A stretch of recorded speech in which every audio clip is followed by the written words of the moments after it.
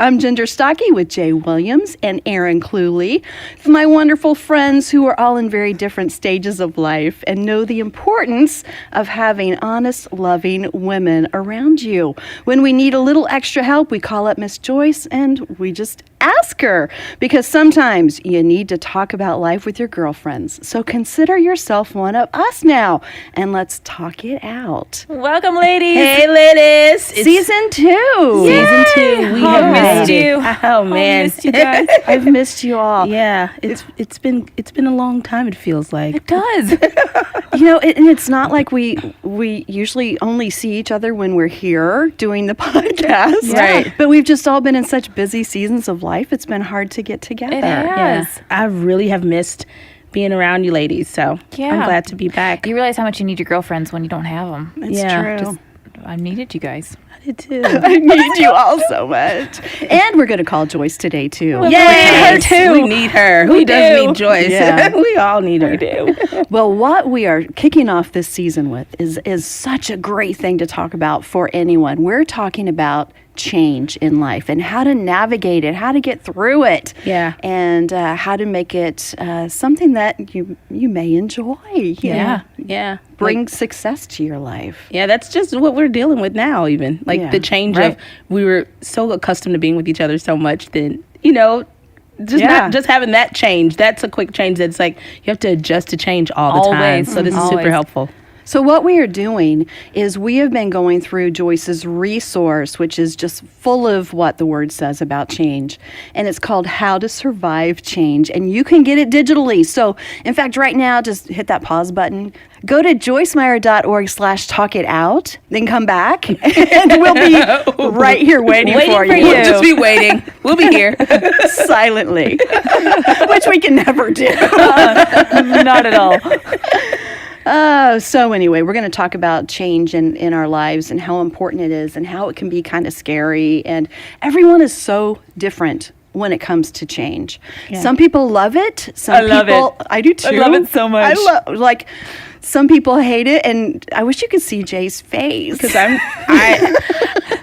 don't really have lots of choices about change, but if I had a choice, I probably wouldn't change very often. Really? Yeah, I'm not a big... You just stay as... I mean, I like growth, but growth is different from change. Like, Yeah, you're right. It's different. Like, I love to grow, but like change, ugh. I don't understand. We'll get into it. I'll hear about that. Might need some healing with that. Don't you think that's very common? I mean, Yeah. change is hard. It is. Yeah. And especially if it is not a change that you initiate, that's when it's much more difficult, when the change wasn't your idea and you have to go along with it. Yeah, and you know what? I think I used to love change, but I used to be a person that would kind of like fantasize what the change would really be. And sometimes I think it was more of the disappointment of that change not living up to the change that I thought it was going to be.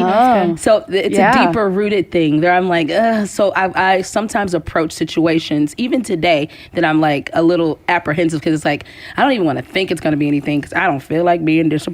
Almost like your expectations aren't usually met the way you think. Exactly. So better just to not. Yeah. That makes sense. So change hasn't always been a great thing for me. Yeah. Well, change can definitely be scary, but like you said, it is going to happen. It is inevitable. So let's hear what Joyce has to say about facing life's changes, and then we'll talk it out. Change is a sign that we're alive. It's a sign that we're growing. We're born for change. We get bored with sameness. Listen, I'm content, but I am not satisfied to the point where I never want to see any change. Change is refreshing. We even just changed some of the way that we're doing some of the media presentation in the meeting. Some of it we just stuck in a different place just to shake it up a little bit. And I'm over there Thursday night going, what? See? Here's a statement that I want you to get a hold of. Change can be initially frightening, but eventually refreshing. Come on now. Change can be initially frightening, but eventually refreshing. Here's a good example. I got to the point in the ministry where I felt like I just couldn't work as hard as I was. And in particular, I really needed to get rid of a lot of the office work and just really give myself to the spiritual part of the work that God has called me to do, writing and teaching and preaching and studying and praying and things like that, and not, hiring and managing several hundred people and doing all the correcting and all the stuff that goes on with running an office. And so our son, Dan, was working for us, and we really felt like that he would be right to be put in the position of CEO. But he's kind of like me. When he takes over, he takes over. And so he started wanting to make changes, and he was making changes, and I was like, didn't want to change anything. So you see, a lot of times we want to get rid of pressure, but we don't want to give up anything. Or we want to give somebody a job to do, but no authority. Come on, did you hear me? We want to give them a workload, but no authority. You can't create something that I don't like. And so it took a while for me to get from being upset and frightened to being refreshed. Now I love it. I've worked through it. And now I don't have to be there day in and day out. I don't have to be in a 4-day meeting about what kind of computer program we're going to get next. There's so many things now that I don't have to do that somebody else is more highly anointed to do than I am. But I'm telling you, in the beginning, it was scary to let some of it go. So Jay, let's start with you. What do you think? Because a lot of those things that Joyce was talking about, we've all faced, right? Yeah. And change is a big adjustment. Yeah. So I think it's easy to think about people, some who are more resistant to change, and some who are probably too insistent. That maybe that's me. But tell me about some of the changes in your life. And so this is one of the things that with Joyce, I always find myself feeling like, she like, that is who I will be, like the way that she thinks, like, because even with her saying the line about it initially being frightening, but eventually refreshing, my change, the biggest change that I was thinking about was the change from me being at my father's church for all of my life. And then even after I got married, my husband and I both served in the ministry. We were basically on staff at church, and eventually leaving my father's church. That's a big change. That's a big step. That was the hardest thing. So if you're a pastor's kid out there, just know, like, I know what that feels like. Yeah. It's not the easiest thing to feel like you're not just abandoning the church, because the church is a family in itself. Like, you don't want to leave a church, and a lot of times you're like, I'm going to be here forever. And I really thought that I would be, but then on top of that, it was my family, my blood family, and that's security. Yeah, it was security. It's who, like, when I would, and I had a whole lot of misconceptions of, when I was talking to God, I would seek counsel, but I was seeking counsel from my family, and then, so it was kind of like intertwined with my relationship with God. So I was like, do I even believe in God now that I'm leaving? It was just a lot of things internally that it was just difficult. And so you needed that, though, to I needed process all those things. I know that I would not be the woman that I am today if I had not made that change. Now, that change was over probably about 10 or 15 years ago now. But it was a huge tear in my family. Like, my father was that the hardest part? That was one of the hardest parts, because my entire family went there, and it seemed like I was like the prodigal. Even though I was following God, my husband and I believed that it was God, and we knew it was God, and clearly it was. Years later, it was. We look back and say, oh, it was God. But like that initially frightening, but eventually, refreshing. That's such a great point, because I think of all of those friends who are listening right now who have made a change, but other people don't see it or agree with it or think they should have made that change. Yeah. So how would you encourage them to I mean, Keep going. Like, seriously, it's kind of cliche to hear this, but trust God. Trust that knowing. Trust that peace. Yeah, that's because huge. literally, I felt like even during it, I knew that I had listened to God. I knew it was God that told me to do it, but I felt like I was disobeying God because that's what everybody was saying around me. And so I was torn between what people that I love said versus what God said. You have to just stand on what you know. That's why it's Yeah. important for you to have a personal relationship with the Lord for yourself so that you can listen to God. And that time was hard for me because I didn't have the comfort zone of talking to my family. I didn't have the comfort zone of just calling my mom and my dad. Like, I had to really glean. And I felt abandoned. I felt alone. I felt isolated. But I did have that peace of God. Your relationship with the Lord supersedes any natural relationship. That's the one thing that doesn't change, isn't it? It doesn't change. Yeah. And even now looking back, I can almost confidently say that my mom's probably listening to this podcast now, you know, and she looks back and she's like, I'm so proud of you for making that choice. I'm so proud. That's I mean, really it cool. was hard for years. It was difficult. But it was just detrimental almost. But I mean, God has really shown himself strong Yeah. and proven himself to me through that. I think that's one of the hardest things is when you know it's God that's told you to make the change. So you guys chose that, but yet you face opposition. And so you kind of expect that if God's going to ask me to do something, it's going to be easy because he asked me to do it. And so often that's silly. that is not the case. And maybe that's why I don't I like wish change it very was much. that way. Because Yeah. I was like, oh, this is a great idea. Because honestly, my initial thing that got me out was an opportunity to tour, you know, and I knew that I wasn't going to be able to be at church all the time. And I was just like, I think this is the season where we need to step down Yeah. and follow God and do it. And it was like, oh, this is going to be awesome. I'm going to tour the world and be a musician. It's going to be fantastic. It was a Christian band too. But yeah, it wasn't. I spent a lot of time on the road crying because I just wanted to talk to my family about the experiences I was having. It was just, I couldn't. And so it's not always easy. And maybe that's why even today I'm like, I don't like change. Well, because I mean, it's hard. It triggered a hard time of my life, you know? Yeah. Yeah. But hold on, you'll end up in the right place. You'll end up like, I Yeah. wouldn't even be here.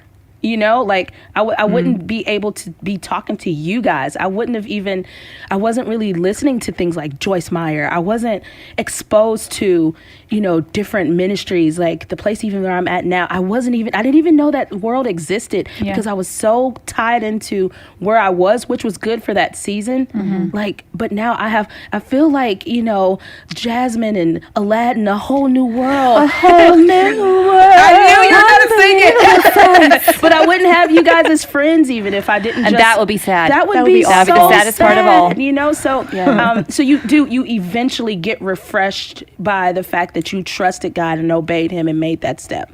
You got to be able to, which is super hard in the moment, but be able to like pull yourself out to get like a higher perspective that this is it is this really is hard. hard right now. But if I know that God told me this, then something good is coming in this season of change. But Yeah. Tell us about one of your seasons of change. mine is like Jay, and we did the same kind of thing. We were here in St. Louis, and my husband and I were both part of Joyce Meyer Ministries working, and we knew that God called us to go back home to Oklahoma.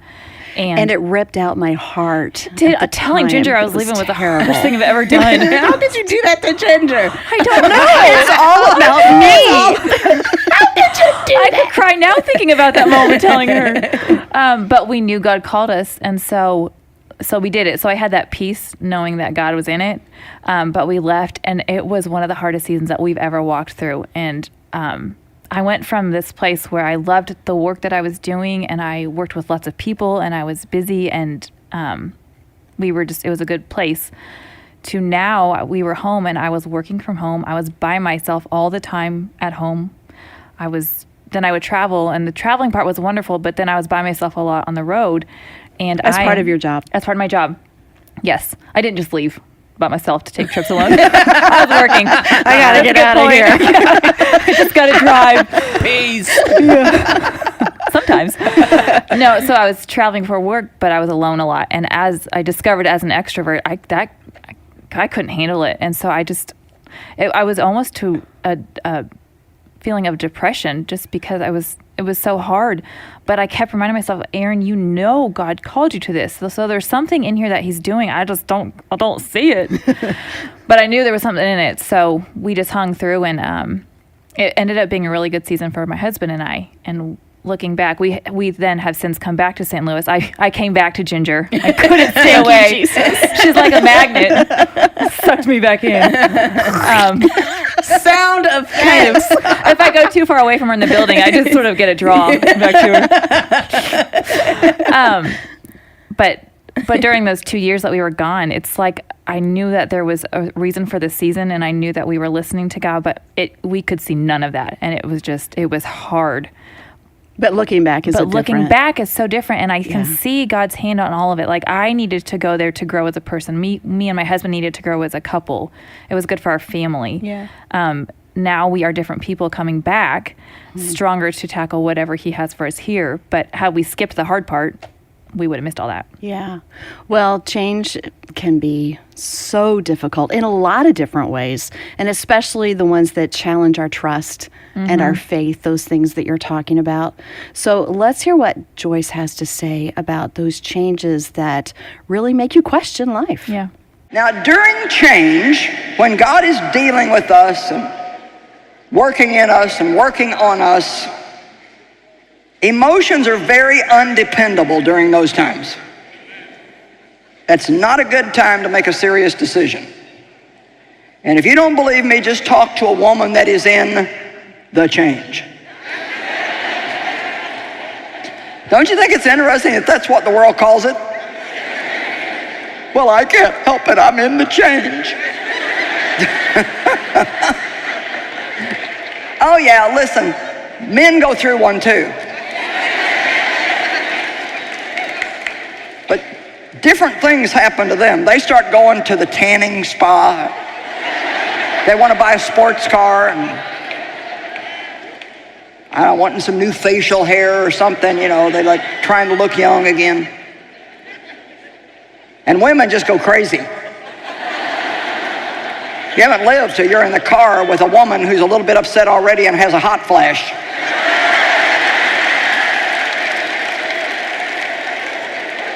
At night, I'm throwing the covers off, and Dave's trying to keep them on, and I'm rolling down the windows, and he's turning the heat up. Because change is something we need and want, but it's not always easy. For one thing, we want change because we're not fully satisfied with what we've got. We want something new, but we don't want to give this up, because whatever we're going to have, we don't know what that is yet. And the thing about God that is so aggravatingly interesting is that he won't show us what the next thing is normally until we let go of this thing and take a chance on having nothing. That's what it means to fully depend on God. Amen.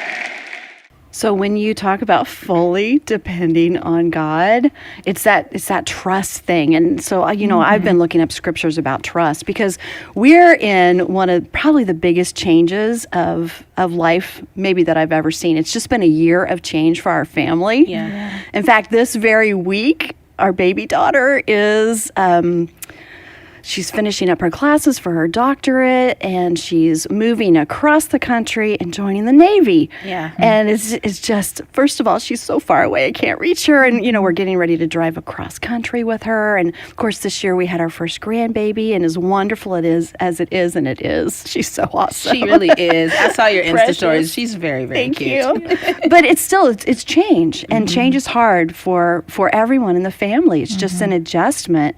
And then I got to be real with you guys, what Joyce was talking about, the change. Okay. She's talking truth, Ginger. I know. Should I break out there's the fan? usually a fan on me. I know you girls don't understand yet, so I want to impart these things to Give you us all so your that you're wisdom. not surprised. And I know that some of my girlfriends out there listening are like, oh yeah, I know exactly what you're talking about. But anyway, so it is not a pleasant thing. It's just not. And I have been a cold person all my life, not emotionally. I'm very warm. Your heart is not dark. I'm not cold. cold-hearted, but maybe cold-blooded, because I'm usually cold, and I still am. But then all of a sudden, like literally in an instant, I'll be so hot that I don't know what happened. Yeah. And so you're cuddling under the blanket watching TV, and you're so happy and cozy, and then you're throwing everything off, and Tim, my husband, is like, "What's going on?" And he understands now, but because he doesn't like change at all, so we have to balance each other out there a lot. But like today, sorry, it makes me laugh. Today I wore a jumpsuit. Okay. Okay. So Nothing let's good be happens in a real. jumpsuit. Talking about wearing a jumpsuit when you've had a couple children, okay, and you're getting older, you have to plan a good half hour ahead to go to the ladies' room. If I'm going to go to the little girls' room in a jumpsuit, I need some time to That's why prepare. you even said you needed 20 minutes. I was like, what's she going to do in there? Because it takes a while, and your body responds differently when you're going through. It does, because for some reason, when you walk into the bathroom, your body sees the toilet and thinks it's time to go. It's okay, let it go. No, body, you have to wait until I am prepared with the jumpsuit. It's a process. I went to a trampoline park. I'm not in the change, but I've had babies. You understand? I went recently and I was jumping. I thought, oh my gosh, I have to stop.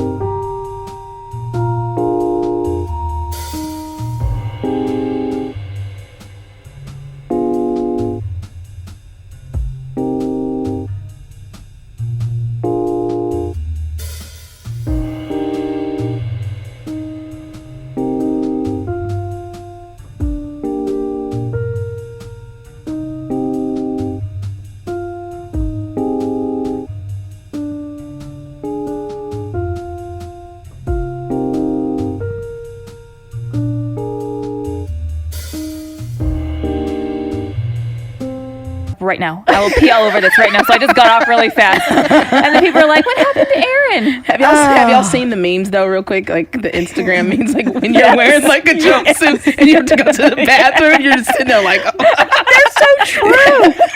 Kegel. You feel so good. So you gotta pee.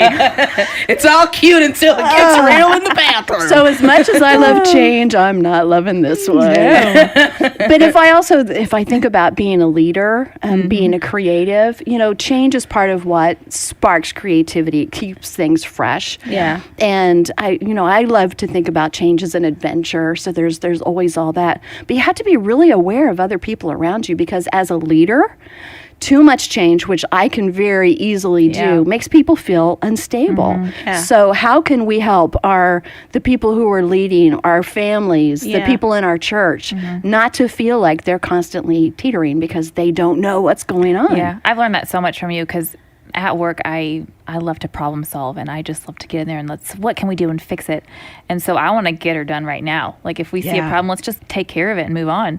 But you, Ginger, are so good at taking a pause and a breath and just thinking before you act too quickly to make sure that it's the right time. And I really appreciate that, because that's not easy to do for those of us who like change. Well, and it's because I've done it wrong a whole lot of times. You Yeah, learn it's through true. those things. And like I said earlier, I'm not a huge fan of change, but every job that I've gotten, I've been kind of assigned as like a change agent to an extent, and it's never been. It's interesting. And that could also, as I'm thinking through and talking through it with you guys, it's like maybe that's why I'm always kind of like, because when you're a change, wherever you go. Yeah, when you're a change agent and you're coming in when things are in transition all the time, it's not always comfortable. It's typically not very comfortable. But what I can say about the current transition I'm in now, I learned from you, Ginger, is like before I went to this job, she gave me this like tips on what to do, and that has helped me approach this change, which hasn't been easy to say the least. They rarely are. I mean, it has been very, very difficult, but my attitude towards it has been so different in this season, and it's primarily because of the friendships that I have with Aaron. You're so optimistic and bubbly all the time, and then Ginger, you have such a deep wisdom about you that you're just like, try these steps when you go into this next season. And it's allowed me to look at it and change my attitude towards it to have more of an optimistic perspective. I've always been effective in the areas I've been in, but I feel like in this season, I feel better about the change, even though it still seems like craziness is going around, because in transition, it's never usually comfortable. Yeah. But the way my attitude is towards it, because of like the tips you've given me, and I'd suggested anyone listening, just write down before you go into a change, if you know a change is coming, write down some things that maybe you can do that can help shift your attitude towards it. So have you an can action plan. Have an action plan so you can... And pray a whole lot. Yeah. Exactly. And trust. Talking about change, Joyce has been through a lot in a lot of different arenas. So let's give her a call. Yeah. And I'll miss her too. What else she has to say about this. Hello. Hey, Joyce. How are you? Good. You caught me with something in my mouth. We're live with Joyce. Now, if I take this bite of this, they're going to call me. And we've been waiting for the most opportune moment. I was more worried about your nails being wet. Are you okay holding the phone? Oh, yeah. Okay, good. The nails have dried. She was at the nail Nails salon. dried. They're swallowed. She's ready to go. Ready to go. Let's talk it out. Ready to go. We've been talking about change, and you were sharing a little bit about some of the changes that you've experienced in life, and Aaron has a question for you. I do, Joyce. Okay. You've been through so many changes, and you've talked about how you've had to transition even in your own ministry. Starting it, you started the whole thing and you had control over everything, but as you've gone, you've seen you've had to let go of some areas because you can't do it all. So how have you done that, just to let go of control and trust other people and see that change happen? Well, I'll probably do it better now than I did in the beginning. I think. I think when you've been a strong leader and you start trying to to let go of things, you probably start by wanting other people to do the work, but you don't necessarily want to give them the authority to do the work. Yep. And so the first thing you have to learn, I think, as a leader, when you're letting go of things, is that whoever takes the place of doing whatever you were doing, they're not going to do it exactly the way you did. But the good thing is if you let them shine, they'll do better than you. I just said this past weekend that there was a time when I was preaching at Lakewood Church, and I said there was a time when I did everything at the ministry. I mean, I even remember going to get the mail. And but I said, now I actually could not run the office.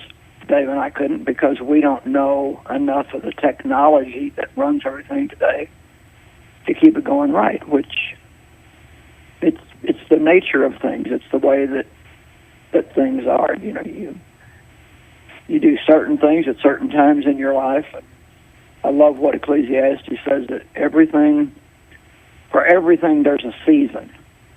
But a season means that it's not going to last forever. It's going to change. Mm-hmm. What is your advice for someone who's in a season of change right now that they didn't choose for themselves? Something that, maybe they're not even thrilled with, but it's where they are. How do you navigate that? Well, the best thing that I ever heard that helped me with that is, if something is changing that you don't want to change, but you can't do anything about it, and you're involved in it, the first thing you need to do is change your mind about the change. Mm-hmm. Let's just say that something changes on your job. And, maybe somebody new is coming in and buying out the company, and they're going to do things differently than the way they've done them in the past, and you don't like it. You don't like the changes. So you only have two options. You can be miserable, be mad, be upset, gossip, start all kinds of strife, or you can change your mind and say, well, this is going to change, and so I'm going to change my mind about it and just believe it's going to be good. Yeah, change your perspective. yeah, you have to change your perspective about it, because when we're resisting things that are not going to go away, no matter how much we resist them, it really only hurts us. But change is something that, change is easier for some people than others. I'm probably not as adversely opposed to it as some people are.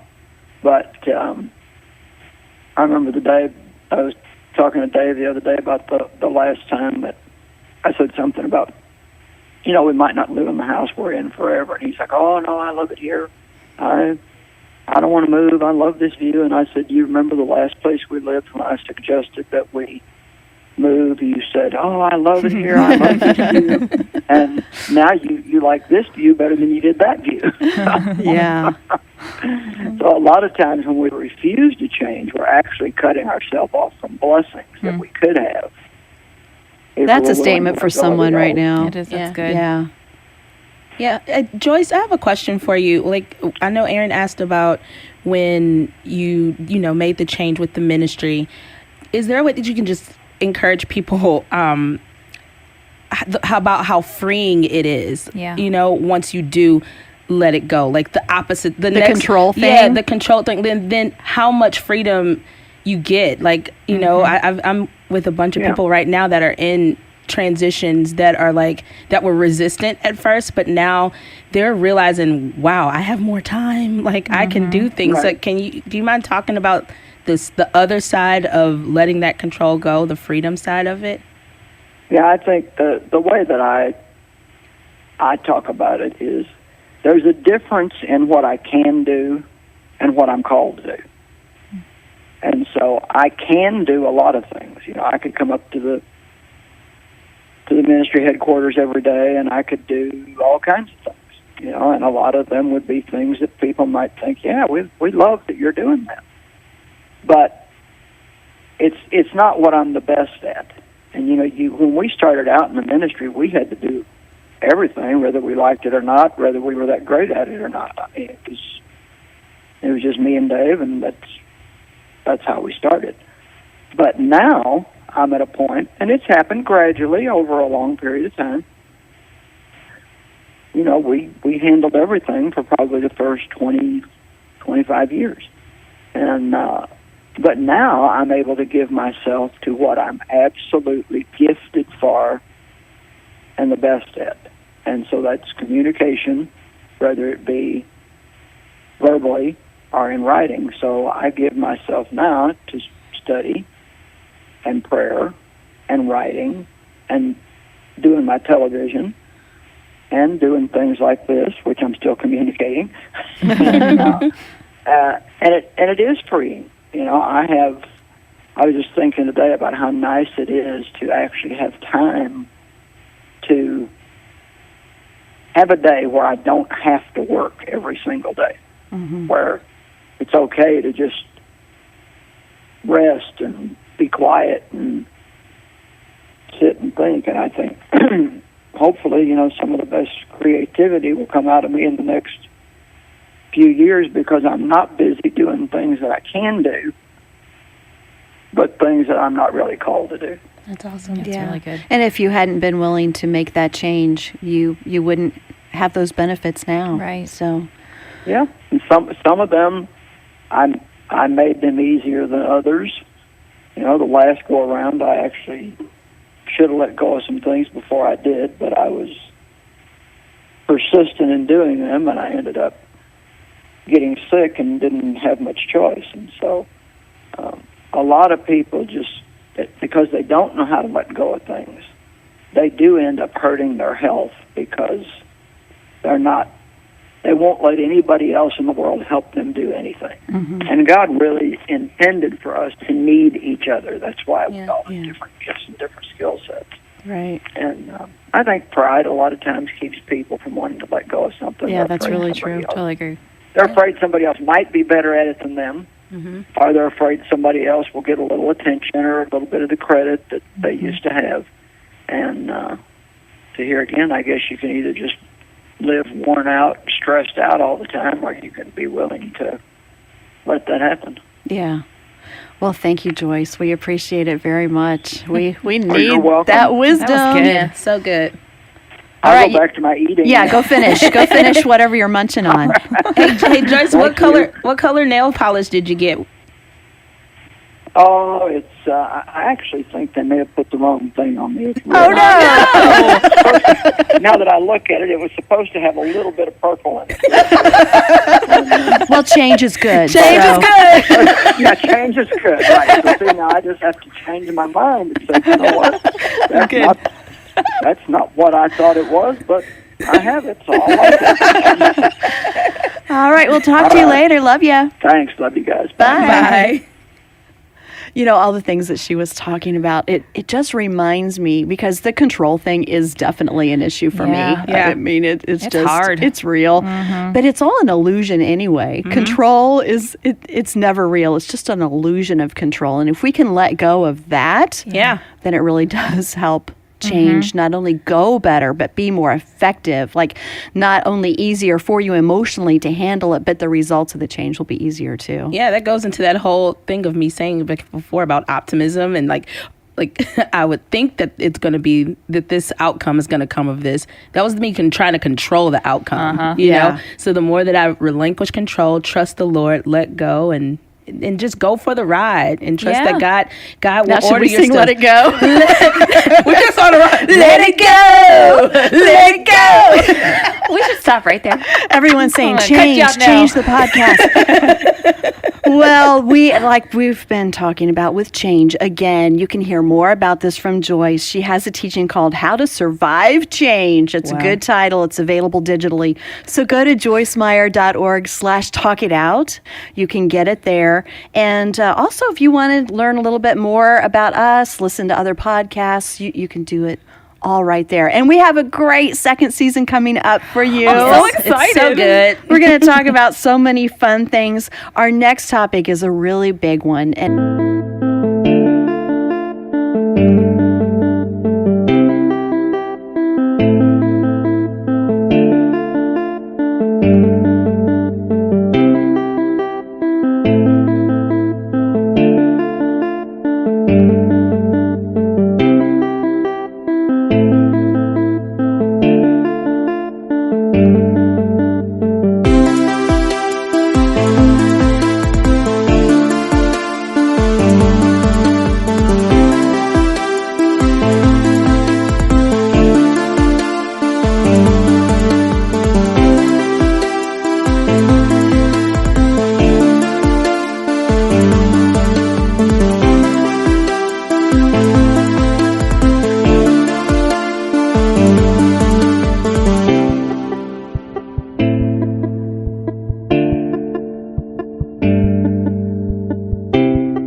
it's one that's really close to Joyce's heart, and I'm sure is going to impact many of you who are listening, and that is healing the soul of a woman.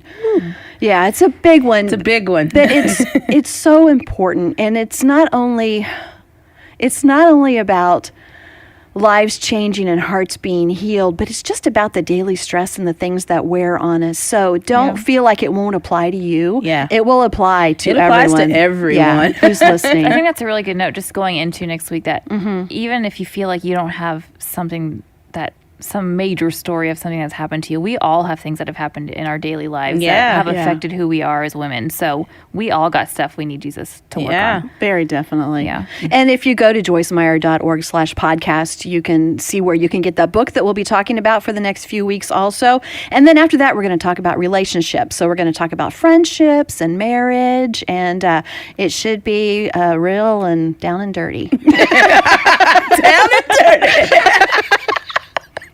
Just like a jumpsuit. Perfect timing, Aaron. Perfect timing. Oh, my goodness.